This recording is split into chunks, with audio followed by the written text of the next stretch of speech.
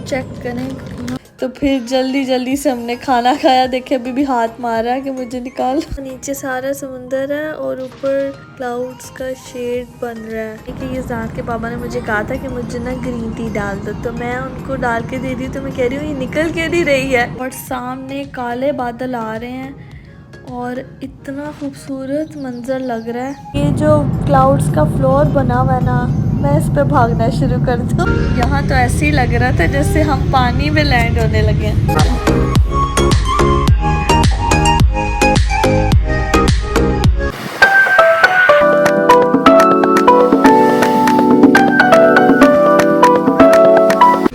अस्सलाम वालेकुम, कैसे हैं सब? उम्मीद है कि सब ठीक ठाक होंगे। Welcome to my vlog.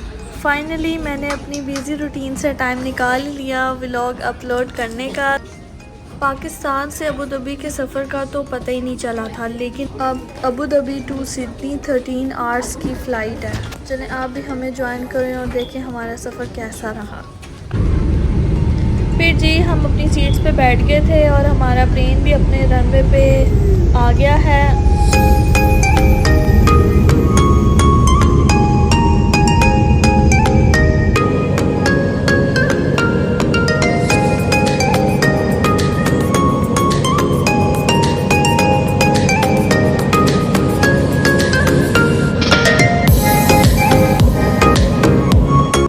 Check करें कितना खूबसूरत लग रहा है ऊपर से। वैसे तो प्लेन में डर नहीं लगता, लेकिन जब प्लेन में ऐसी आवाज़ आती है ना फिर खौफ आता है।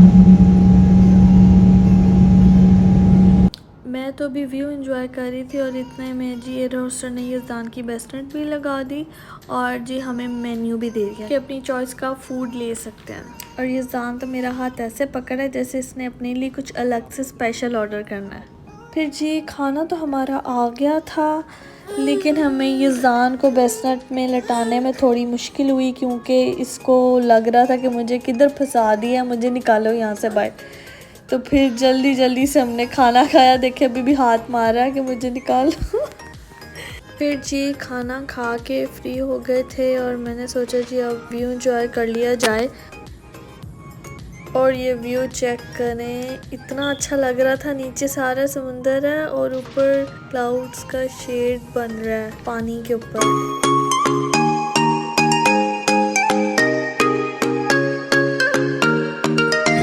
यहाँ पे एक चीज़ चेक करें कि ये ज़ात के पापा ने मुझे कहा था कि मुझे ना ग्रीन टी डाल दो, तो मैं उनको डाल के दे दी। तो मैं कह रही हूँ ये निकल के नहीं रही है। तो कहते हैं खोली दिया। ये होता टी बैग होता। यहाँ पे मेरा हंस हंस के बुरा हाल हो गया था कि यार मतलब आप कितनी चीज़ें भूलने लग जाते हो। जब आप माँ बन जाते हो तो एक अल्लाह ताला की तरफ से ये चीज़ आ जाती है। एक माँ के अंदर फीलिंग ज़्यादा आ जाती है और वो चीज़ें भूलने लग जाती है। इसी वजह से जो बच्चे की तरफ से दी गई तकलीफ़ें वो भूल जाती है और बच्चे को वो प्यार उसी तरह ही करती है, उसके प्यार में कमी नहीं आती। यहाँ पे मैंने यज़दान को सुला दिया था और मैंने कहा जी अब कुछ माइंड फ्रेश करते हैं, कुछ हल्की फुल्की मूवी देख लेते हैं। अब जी व्यू चेक करें, क्या खूबसूरत व्यू है और सामने काले बादल आ रहे हैं और इतना खूबसूरत मंजर लग रहा है।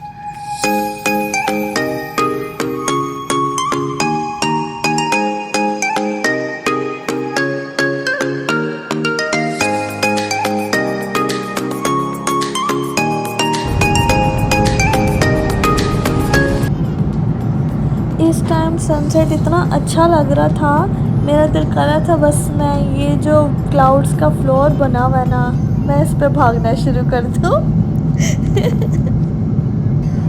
अभी तक जो सफ़र था वो तो बड़ा अच्छा गुजर रहा था और यज़दान भी मतलब ठीक था, लेकिन अब आके यज़दान तंग होना शुरू हो गया था। वो बेस्टनेट में नहीं बैठ रहा था और इसलिए हम उसको गोद में पकड़ रहे थे। कभी मैं पकड़ी थी और कभी यज़दान के बाबा पकड़े थे, तो हम ऐसे मैनेज कर रहे थे।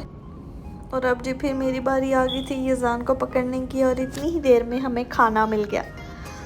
खाना आया तो फिर जी खाना खाना तो और भी मुश्किल था, क्योंकि यज़दान बैठ नहीं रहा था। तो फिर मैं वेट कर रही थी कि यज़दान को किसी तरह बेस्टनेट में बैठा दूँ, लेकिन उसका बिल्कुल भी मूड नहीं हो रहा था।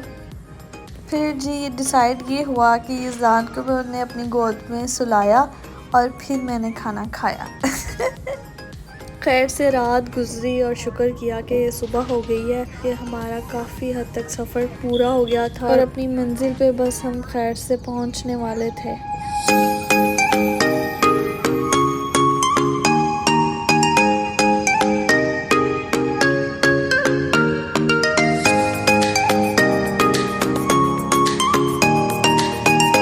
फाइनली सिडनी एयरपोर्ट आ गया है और ये जो बॉर्डर आपको नज़र आ रहा है यहाँ पे बीच भी है, तो लोग इधर बीच पे आके प्लेन्स को देखते हैं टेक ऑफ और लैंड होते हुए।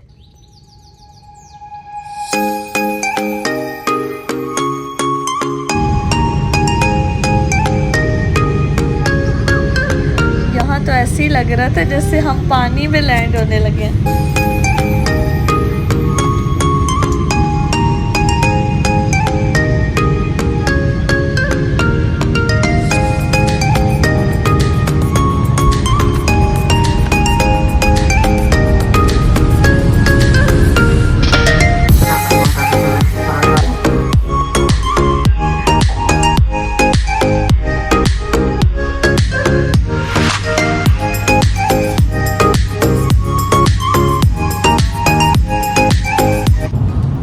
अल्हम्दुलिल्लाह हम खैर से पहुंच गए। बस थकावट बहुत ज़्यादा हुई हुई थी और यही दिल कर रहा था कि बस घर जाके सो जाएं, क्योंकि 13 आवर्स की फ़्लाइट थी और कंटिन्यूसली अगर आप एक सीट पे 13 आवर्स के लिए बैठे रहो बहुत थकावट हो जाती है।